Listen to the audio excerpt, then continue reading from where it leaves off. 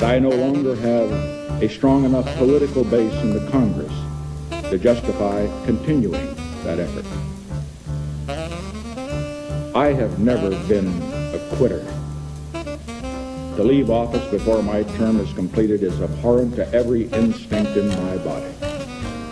But we have to pass the bill so that you can find out what is in it. Abandon free market principles to save the free market system.